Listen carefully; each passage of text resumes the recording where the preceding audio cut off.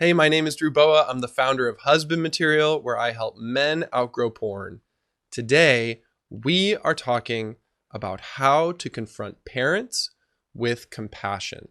What I'm going to share really applies to any relationship, but especially parents, because students and clients ask me all the time, how should I relate to my parents? Should I talk to them about this stuff? How should I talk to them? Confronting your parents, whether that means broaching the topic of the role of pornography in your life or the effect that they've had on you, is what we call a redemptive risk. It's something that you pursue not knowing what the outcome is going to be for the purpose of healing. And this is something that I have done myself. In 2020, I discovered sexual abuse in my story and got counseling from a man trained at the Allender Center who helped me to confront both of my parents in very different ways. And this was extremely healing for me. And I've learned a lot from it that I've now passed on to a lot of guys, and I'm excited to share it with all of you today. You will learn why would I possibly want to confront my parent or parents? Should I confront them? Like, is it wise? Is it safe? And finally, 3 steps to confront a parent, not with contempt, but with compassion. I also want to acknowledge that every situation is different. I don't know your specific situation with your parents. Maybe your parents are no longer alive. If that's the case, you can still go through some of this process without them. Regardless, I trust that some of these principles will be helpful to you, even if you need to adjust them to work for you. So first, why would you confront your parent about anything? Well, here are some good reasons not to do it. This whole idea of confronting your parents is not about blaming your parent. This is not about condemnation. This is not about pointing the finger. That is ultimately unhelpful, I think, for both people involved, and doesn't really lead to growth or healing. That's not to say that you should avoid the truth or make excuses for your parent, but blaming is not going to get you very far in this journey. Another unhelpful reason to confront your parents is to try to save them. Saving your parent is probably impossible, but even more than that, it's inappropriate because it's a role reversal where you're taking the role of a parent and relating to them as if your parent is a child. And that's not your job. It's not your job to save your parent, even if they put you in that position when you were a child. And ultimately, trying to change your parent or any other person in any way is impossible. The only person you can change is yourself. The only person whose choices you can control is you and your own choices.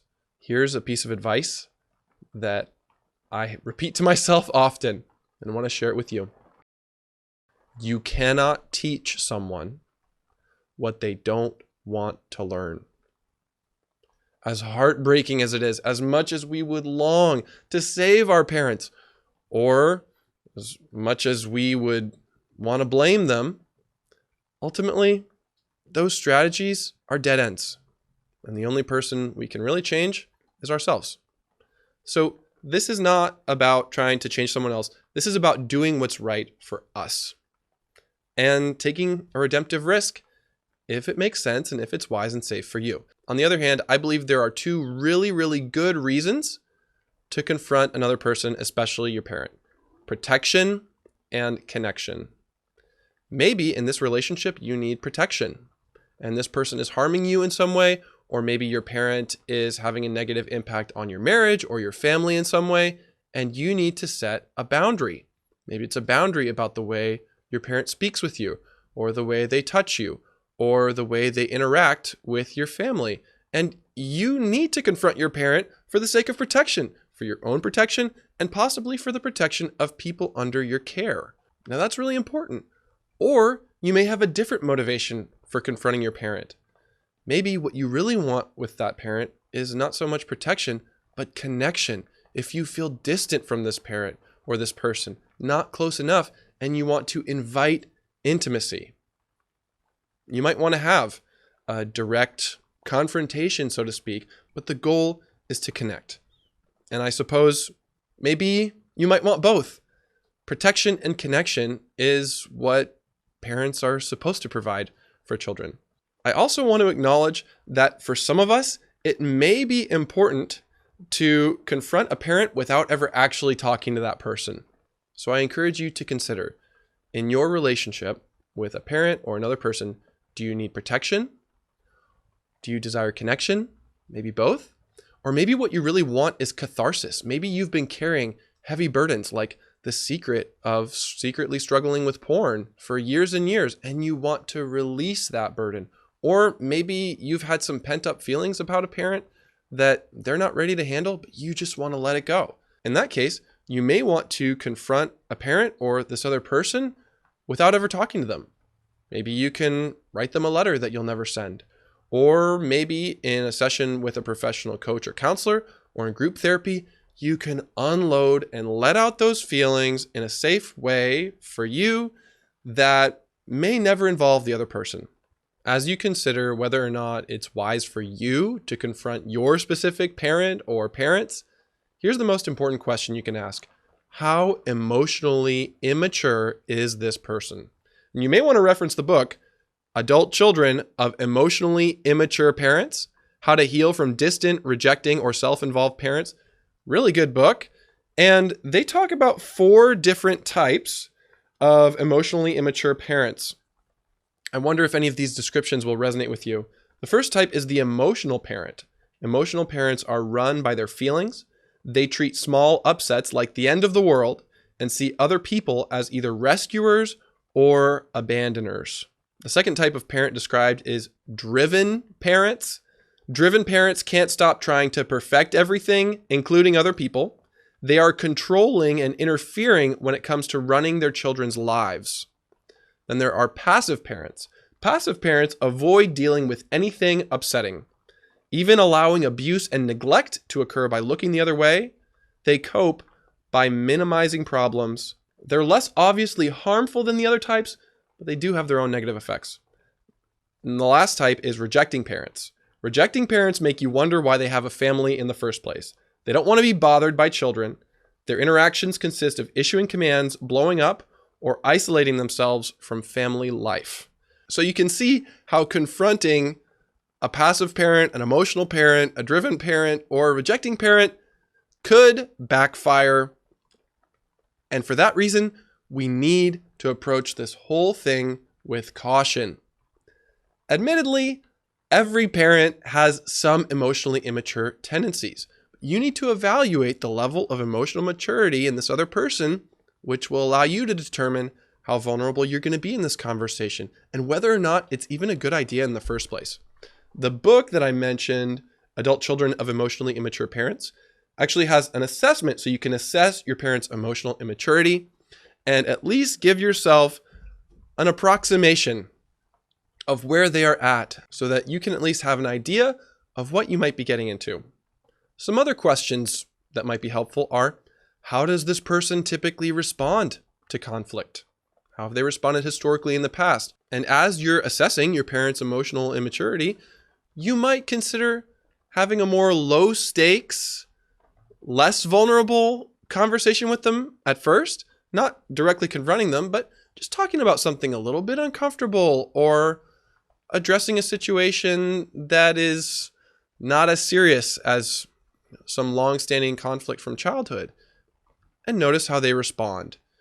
That will probably give you some good data that will help you decide if you want to have a more serious, intense conversation. And this question is also really important. How safe do you feel with this person? Because you probably feel that way for a good reason. And lastly, how important is this relationship to you? And I want to ask that question with no judgment, no shame. If your relationship with your parent just isn't that important to you anymore, that's okay. Maybe it makes sense for you to move on without even giving this a second thought. If you do decide to confront one of your parents, I strongly encourage you to release the outcome. You cannot control the outcome of this. All you can control is yourself. So define success by your actions, not by their reactions. Define success by how you show up in this conversation, not by how they respond to you. For example, if you confront your parents, maybe one of your goals is to tell the truth. Maybe one of your goals is to set a boundary. Maybe one of your goals is to invite some kind of intimacy. Define success by your actions, regardless of their reactions. And if it's not a success for you unless they react a certain way, then you might not be ready to do this. Even after you pray and hope and do everything in your power to create space for your parent to have a favorable response to you, you need to be prepared for the opposite and release the outcome to God. Define success by your actions and your choices. And you can be proud of that. You can say, I made a choice in alignment with my values, even if it didn't work out, and you can be proud of that. Even if that choice is ultimately to not confront your parent.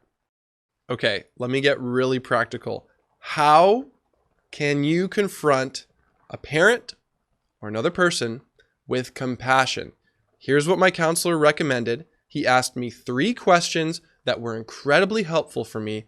And so I'm passing along these 3 questions to you. Number 1, what happened? Number 2, how do I feel? And number 3, what do I want? Let's go through each of these. Number 1, what happened? Take the posture of a learner. Embrace curiosity about what actually happened to you. What's the basis of this confrontation? Get the facts clear, learn your story, and what my counselor recommended that blew my mind was the importance of learning the other person's story too. As I learned more about my parents and their childhood and what formed them and what shaped them, it unlocked so much compassion toward them. And this allowed me to not blame them and also to be extremely honest about the way that they affected me. So when you learn your parent's story or when you learn the other person's story, it allows you to relate to them with kindness without sacrificing the truth. And you may actually want to talk to your parent or talk to the person you're possibly confronting to learn more of their side of the story, to get a sense of their experience. And wow, what a difference that made when I had these conversations with my parents, not starting with what happened to me, but starting with what I know about what happened to them. That really opened the doors for a lot of healing. So that's question 1. What happened?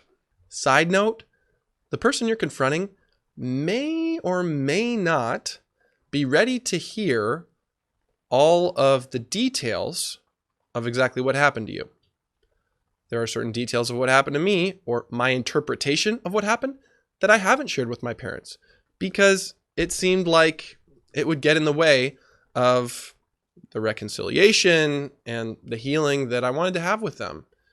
I assessed their emotional maturity and decided that I would withhold certain details about what happened for my own sanity and health and for the relationship. For example, as you learn what happened to you, you may want to use words like abuse, abandonment, trauma, neglect. When you confront a parent or another person, it can be helpful to use different language or language that you think they'll be more open to. Even if you're using different language for yourself, you might want to say, I was hurt, or this was harmful. Question 2 is, how do I feel? How do I feel? And I'm not asking you to name one emotion, but rather to honor all of the feelings that come up. Because as we process our early experiences in childhood and with our parents, we need to honor both sides of what we felt around them, the positive and the negative. In other words, we need to name ambivalence. Ambivalence is a big word that means feeling 2 contradictory feelings about the same situation at the same time. For example, I feel excited and terrified. Or for example, I felt shame and pleasure and arousal. That's ambivalence.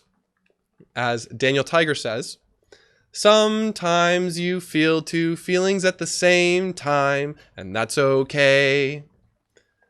Asking yourself, how do I feel about what happened to me? Maybe there's gratitude for certain aspects of how your parents related to you, and there's grief. And as you confront a parent, it can be helpful to share both sides. What you're grateful for, what you appreciate, and also what you grieve, and what you don't appreciate or what you didn't appreciate. Acknowledging both sides of how you have been impacted. And then finally, the last question is, what do I want? What do I want moving forward with this person? Maybe you want to ask for something. Maybe you want to set a boundary. But these three questions are incredibly helpful, and they had very different answers in my own personal experience. What happened? How do I feel? And what do I want? And as you ask those questions for yourself, your answer for yourself might be very different from what you actually present to your parent. For example, your parent may not be ready to hear everything that happened or all of your feelings or everything that you want. So you want to be strategic about what you will share based on your answers to those questions. Here are the two practical examples from my life about how I confronted both of my parents, as we talked about in the last episode of Husband Material. With my mom, I needed protection. I needed space physically from her. And so my counselor guided me to get on a Zoom call with her. This allowed for personal face-to-face interaction while also maintaining some distance and what I felt I needed to protect myself. I could cancel the Zoom call at any time. I could mute. I could have a lot more control. And rather than just having the conversation, I wrote a letter to my mom, and that provided more structure. That allowed me to be able to focus on the boundaries that I was going to set with less pressure to get it right with my language. And that was really, really difficult for my mom. Ultimately, I set some physical and emotional boundaries with her. There was a physical boundary in regards to kissing. I didn't want to be kissed by her for a time. And also there was an emotional boundary where I didn't want to hear about some of her specific emotional struggles and expressed what I would do if I felt like a conversation was going in that direction. This was liberating for me. It was very difficult for her. Ultimately, it has created a peer-to-peer relationship rather than a parent-child relationship, which has been so helpful for me. So with my mom, I needed space. I needed protection. With my dad, it was a very different story. Even though I felt anger and frustration toward him, my counselor helped me realize what I really wanted deep down was connection. Specifically, I wanted more vulnerability from my dad. So rather than setting up a Zoom call and writing a letter, I asked him if he would like to go for a long hike with me. So we had a 3-hour conversation where I was asking him some questions that started out somewhat casually and progressed to more vulnerable questions about him, things I always wanted to know, and he had never told me. We had a few of these hikes, and it was really life-giving, and ultimately, both of these conversations with my parents spontaneously led to some apologies from them, to forgiveness and reconciliation. And while there are still things I haven't shared with them about the specific language I use to describe what I went through, or things that have affected me that were negative, ultimately, the result of this is a peer-to-peer relationship rather than a parent-child relationship. Either me trying to take the role of a parent or me feeling like a child again. And that's really the hope of confronting your parents, is that you will no longer relate to them as a little boy, and you will no longer relate to them as if you're responsible for them. There is an emancipation. There's so much freedom in becoming peers with your parents, because after you turn 18 years old, you are an adult, just like them. As you consider your relationship with your parents, when you're with them, do you feel like an adult? are you treated as an adult? And are you treating them as responsible adults? There is a lot of freedom and maturity in becoming peers with your parents, although it's not easy. And it may or may not be wise to actively confront them. You can set boundaries even without telling them, and that's okay, depending on their level of emotional maturity. So if you want to confront a parent with compassion, ask yourself, what happened? How do I feel? And what do I want? You may want to approach that person with a letter or a face-to-face conversation. And as you're deciding what to do and how to do it, I strongly encourage you to get some kind of coaching or counseling. Think and pray about this. Maybe you want to ask for prayer or advice in the husband material community where we're talking about this episode. Ask yourself, what happened to them? What happened to me? How do I feel about this? What do I want? And consider how you might want to go about this communication. Maybe you want to write a letter. Maybe it's a letter you'll never send. Maybe you want to set up a Zoom call. Maybe you want to do an in-person invitation. Maybe what you need is protection. Maybe what you long for is connection. Regardless, this can be a redemptive risk that brings incredible healing on the journey of outgrowing porn. Because ultimately, we are outgrowing the dynamics of our childhood. We are becoming sexually and emotionally healthy and mature men of God. And confronting parents can be a part of it. And oh my word, how powerful it can be when it's done with curiosity and compassion. Always remember, my friend, you are God's beloved son, and in you he is well pleased.